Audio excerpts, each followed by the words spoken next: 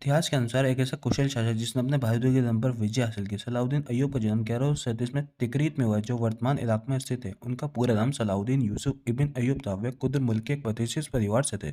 सलाउद्दीन अय्यूब के पिता का नाम नजमुद्दीन अय्यूब था, जो कुर्द मुल्क के एक प्रतिष्ठित सैनिक थे। नजमुद्दीन अय्यूब नूरुद्दीन जहांगीर के अधीनस्थ थे, जो उस समय एक प्रभावशाली मुस्लिम शासक थे। उन्होंने अपने परिवार के साथ दक्षिण में निवास किया और यहीं सलाउद्दीन को पालन-पोषण, धार्मिक और सैन्य शिक्षा दी, जिससे सलाउद्दीन को एक सक्षम योद्धा बनाने में मदद मिली। सलाउद्दीन अय्यूबी की माँ का नाम सिद्द खातून था। सिद्द खातून एक धार्मिक और समझदार महिला थी, जिन्होंने सलाउद्दीन के व्यक्तित्व और अपनी धार्मिक समझ पर गहरा प्रभाव डाला। सिद्द खातून के पालन-पोषण और शिक्षाओं को सलाउद्दीन को सही धार्मिकता और दयालुता जैसे गुणों में निपुण बनाया। सलाउद्दीन के चाचा असदुद्दीन शिरोक भी एक प्रमुख सैन्य कमांडर थे और उनके जीवन पर गहरा प्रभाव डालने वाले व्यक्ति भी थे। सलाउद्दीन के कई अन्य छोटे संघर्षों में भाग लिया, जिनका उद्देश्य मुस्लिम क्षेत्र की रक्षा करना और क्रूसेडर्स के हमले को रोकना था। उनके सैन्य रणनीति और नेतृत्व कुशल ने एक महान योद्धा के रूप में स्थापित किया। सलाउद्दीन का विवाह इस्मत से हुआ, जो नूरुद्दीन जंगी की भतीजी। ये एक रणनीतिक निर्णय न केवल व्यक्तिगत संबंध को मजबूत करता था, बल्कि दोनों परिवारों के बीच राजनीतिक गठबंधन भी बना था। इस्मत का परिवार उस समय एक महत्वपूर्ण शक्ति के तहत था और सलाउद्दीन का विवाह उनके साम्राज्य को मजबूत करने के लिए अवसर था। सलाउद्दीन अय्यूबी और उनकी पत्नी इस्मत के चार बेटे थे: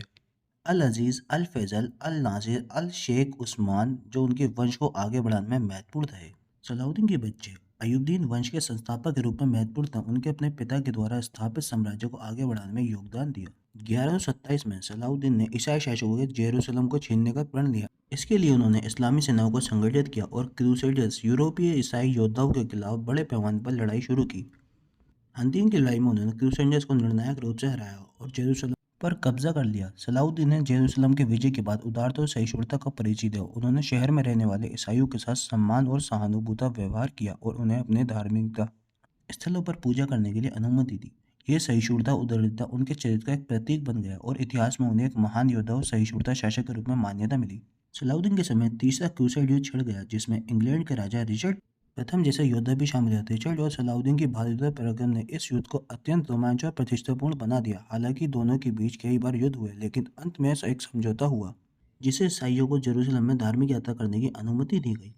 सलाउद्दीन अय्यूबी की मृत्यु 4 मार्च 1113 को दक्षिण सीरिया में हुई और उनके स्वास्थ्य में लगातार गिरावट आ रही थी। सलाउद्दीन की मृत्यु के बाद उनके बेटे अल अजीज उस्मान ने उनकी जगह ली और अय्यूबीन वंश को विरासत को आगे बढ़ाया। सलाउद्दीन को आज भी एक महान योद्धा, धर्मनिरपेक्ष शासक और सहिष्णुता के प्रतीक में याद किया जाता है। सलाउद्दीन अय्यूब का जीवन, उनकी उपलब्धियां इतिहास में प्रेरणा के स्रोत में देखी जाती हैं। वे न केवल एक महान योद्धा थे, बल्कि धार्मिक सहिष्णुता और मानवता के प्रतीक भी थे।